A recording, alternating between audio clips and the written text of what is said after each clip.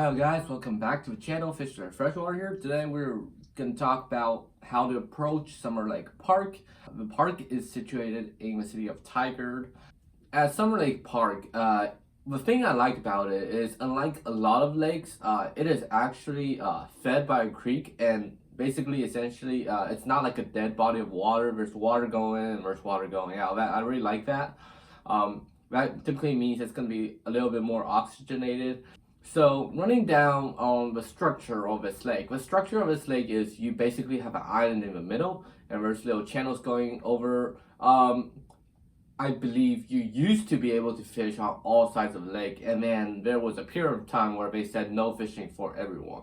And now they have two fishing platforms built on the north side of the lake that you could fish from. But what I like about that is one of the locations is pretty close to a bridge. And in the summertime, you might be able to find some smaller fish chilling under a bridge. It might be a good place to cast. The other one, I believe, is on the eastern end. I believe, yes, on the eastern end of the lake. After a bridge, it kind of shapes into a larger, like a pond shape, pond structure. And I would say they're not awfully deep. The water is not too deep. I'm 7 feet, and that's what that's in the winter when I went last time. And the water's pretty decently high. It actually flooded when I walked along the summer side. I actually see the water flooding to places where I have, where you could have walked on in the summer. So definitely in the winter, there's a flooding problem. It's a little bit muddy, so be prepared for that. Talking about the species we have there, it's mainly a carp and catfish spot. And then you could also find some bluegills and largemouth there. But again, later on those two. If I were going to be going to Summer Lake, I would probably be fishing for carp, or I would be fishing for bullheads. And I'm not sure if they're channel casting there. I think it's mainly bullheads. The water is pretty murky, first of all. And when you see murky water, slightly shallower pond, it's mainly going to be a bullhead or carp, basically. Habitat. Of course, bass also, and bass and bluegills, they are very, very strong fish. They could live in the, I don't want to say dirty conditions, but it's definitely not pristine. So let's start with carp. Carp is gonna be like it's basically the main staple of this lake. Most people go there to fish for carp, in my opinion. Especially when you see the bass and bluegills. They're rare overall compared to catfish and carp in the lake, and if anyone's catching them, they pretty much just catch them from spring to fall, like maybe starting as early as April, I'd say, and then as late as October, and then that's it. The bass with bluegills, they don't really bite after that.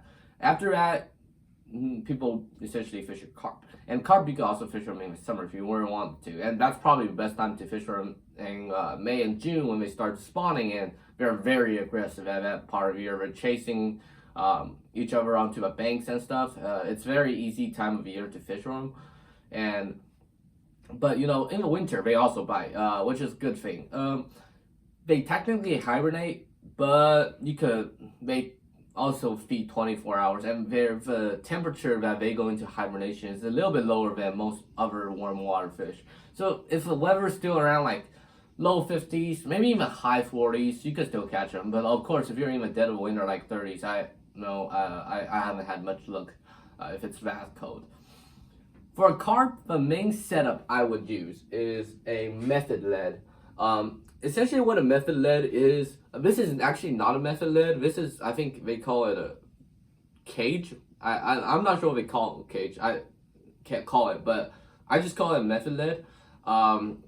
It's basically like a wire shaped thing. You could put your pack bait in the middle and it holds onto it. As you see, the spiral thing in the middle, like it holds onto it so well I can't even get rid of it. So I'm probably just gonna like wait for this to like fall off someday when it's dry enough. And then on the top, for extra weight, usually I like to put another ½ ounce sinker. Give it, I'd say, 1/4 of a leader. And then on the leader, I have a cord on here, but you see there's a thread right here. This, you want to put some boilies on there, preferably folding boilies, because that's what basically Basically, that's what entices the carp to bite it. You know, they see this floating boilie and they just grab it, hooks on their lip, and then you catch them. Definitely better. Method lead is definitely better. It's hard to come across these around here. I think they're more common in the UK, but I love this. I'm probably gonna purchase some more if possible. And if not, you can always go with Carolina rig, right? With Carolina rig, what I would also do, basically, if you want to fish it like a method lead, you could. What you do is, you see the sinker right here? Even though there's not as much things to grip, you can still basically pack your bait around the sinker and stick your hook in. And then you also, this one actually didn't have a boilie on the end, but if you do, that would be great, right? Also do it like a hair rig, the carp fishermen call it, and then put a boilie on there. No, it also works. Just be careful. One thing I found with this is that with a setup, especially at Summer Lake, because the water's so shallow, you don't want too long of a leader. Keep it around a foot, maybe even short, 8 inches ish. So that's that. You know, both of these work ever. And if you do not have pack bait, which I strongly suggest you to do, which is strawberry, bread panko, and corn. All of these, I think I was able to buy under $5 and make maybe like 2 trips worth of bait. You know, it's not expensive. It's very inexpensive, actually. But you know, if you don't have it, of course, corn could work. You're gonna get significantly less bites. If you want to, first of all, target for carp, and then second of all, catch them, you know, basically have consistent bites, use method lead. Moving on, for catfish, Carolina rig, just Carolina rig.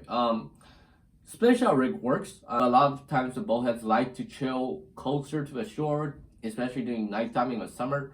And when you do that, you really don't need a Carolina rig. A split shot rig will do. If you want to get it more into the middle of the lake, with Carolina rig, and that's what I would suggest. You know, typically with catfish, personally, I like to catch farther and just let it sit out there. Moving on, bluegills. So, bluegills split shot rig works if you're fishing on bottom, but in my experience, fishing there, you know, water's not that deep, so you can fish them off a bobber rig just fine. All right.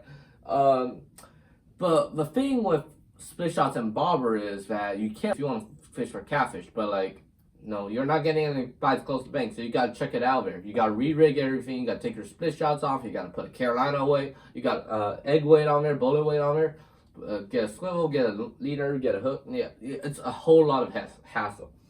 So, I'm not gonna take credit for this. I'm gonna have Albert take credit for this. What he did is this. Think about it this way, all right? If you have a Carolina rig, and of course, this is a longer leader, so it's probably not as good for demonstration. But let's say if you have a shorter leader, let's say around a foot. This is like a foot and a half, maybe. You want to do a bobber rig, simple. Take a bigger bobber, clip it above your egg weight, bullet weight, whatever you use, and then essentially here, you have yourself a bobber rig.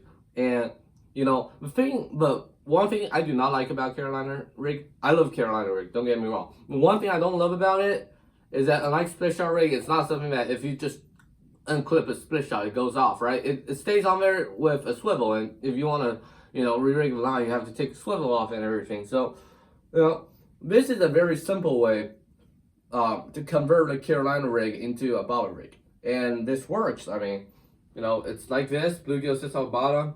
You know, the bobber's still going to go down. You're still going to catch fish. The other reason I like that technique is because, let's say you're taking your kids fishing and, you know, you got your rod rigged up for Carolina rig and you're trying to fish for catfish, carp, whatnot. And then, you know, you want your kid to also catch, like, go around and catch some bluegill on the bank so they don't get bored.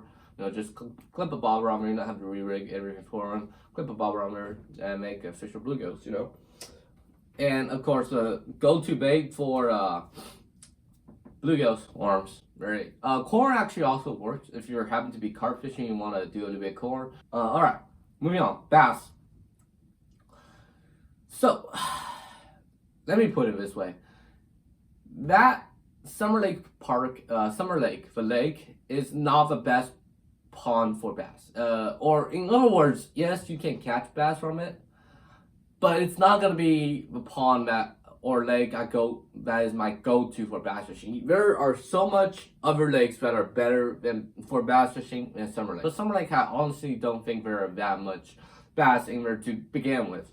But you know, for the few that there are, and I think they are making a comeback. As of this point, bass, you know, just do your textbook things that, you know, wacky rig a Senko, or oh yeah, actually I have two wacky rig Senkos. No, Texas rig a Senko. If it's early in the morning, throw some spook or some choppers, you know. If it's fall, throw a crankbait, you know. All of that stuff, you know, just do what the textbook tells you, and that's honestly gonna be your best shot at catching bass there. Of course, just throwing a worm on the hook, you might catch a bass, but again, that's not gonna be my go-to for largemouth bass fishing. And if you want to check out the spots for bass, there are tons of other ones in the Portland metro area that you can go to. And that's it for today. Thank you for watching this video. Wish you the best of luck. Tight lines, fish their freshwater, out.